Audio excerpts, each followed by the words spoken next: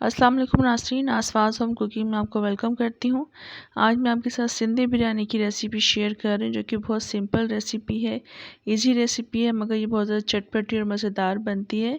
बहुत ही easy way से मैंने आपको इसको बनाना बताया है और ये बहुत जल्दी बनकर तैयार हो जाती है। इसको बनाने में ज़्यादा टाइम भी नहीं लगता है।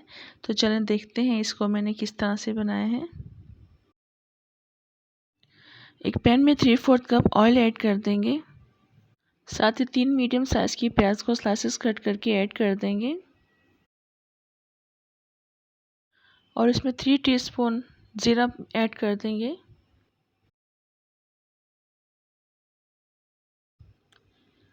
ज़ीरा ऐड करने के बाद प्याज और ज़ीरे को हम एक साथ मिक्स कर लेंगे अच्छी तरह से।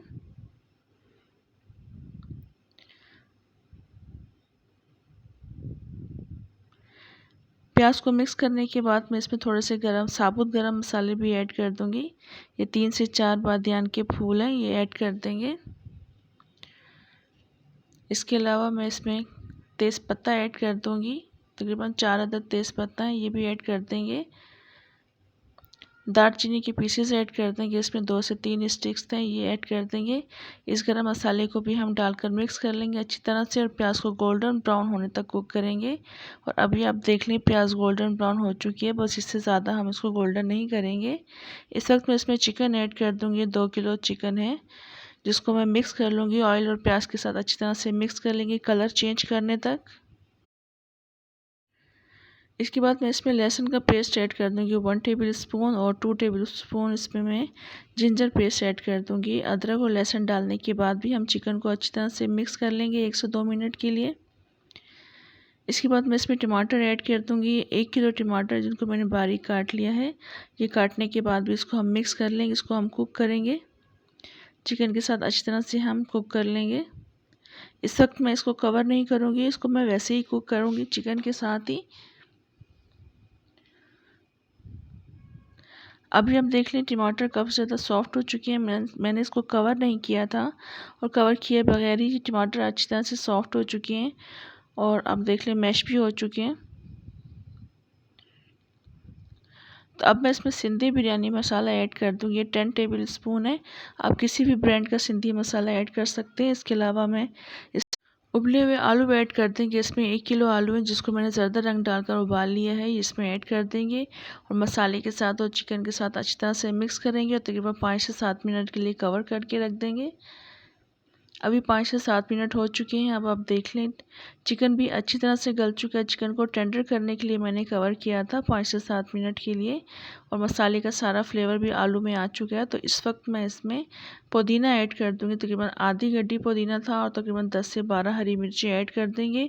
इसको मिक्स कर लेंगे और मिक्स करने के बाद मैं इसको कवर करके रख दूँगी दूसरी साइड पर, जब तक मैं पानी बॉईल कर लूँगी चावल के लिए। पहले मैं आपको चावल दिखा देती हूँ। ये 1 किलो सेला राइस है, जिनको मैंने 2 घंटे से भिगो कर रखा हुआ था। अब मैं इसका पानी स्ट्रेन कर लूँगी और पानी में मैं 3 टेबल स्पून नमक ऐड कर दूँगी। इसके साथ साथ मैं ज़ीरा भी ऐड कर दूँगी 2 टीस्पून और इसको मैं कवर करके रख दूँगी बॉईल आने तक।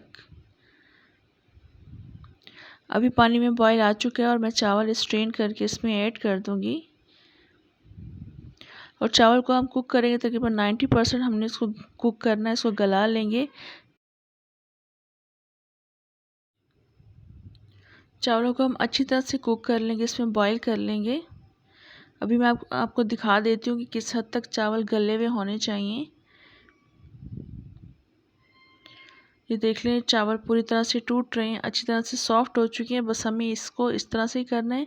अभी मैं इसको स्ट्रेन कर लूँगी और अब आप चिकन की कंडीशन भी देख लें। मैंने इसके नीचे फ्लेम ऑन कर दिया था, उसमें मैं अब तह लगा दूँगी चावल की। चावल की तह लगाने के बाद थोड़ा सा मैं पुदीना स्प्रिंकल कर दूंगी और थोड़ा सा ये सिंधी बिरयानी मसाला भी मैं ऐड कर दूंगी। इससे बहुत अच्छा फ्लेवर आता है, बहुत अच्छी खुशबू आती है। इसके बाद मैं मज़ीद चावल की तह लगा दूंगी।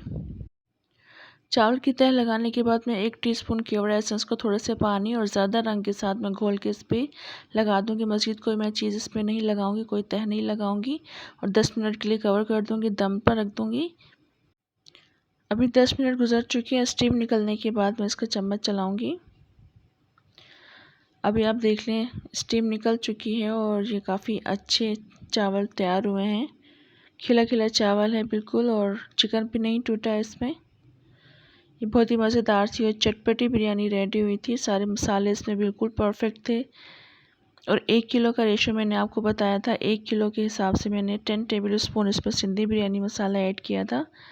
तो बिल्कुल परफेक्ट रहा था सारा मसाला। और ये आप देख लें, बहुत ही मज़ेदार से चावल बने हैं, बहुत ही टेस्टी और चटपटी बिरयानी रेडी हुई थी। ज़रूर बनाइएगा, ट्राई कीजिएगा। बहुत सिंपल और इजी रेसिपी है, मगर बहुत टेस्टी रेसिपी है।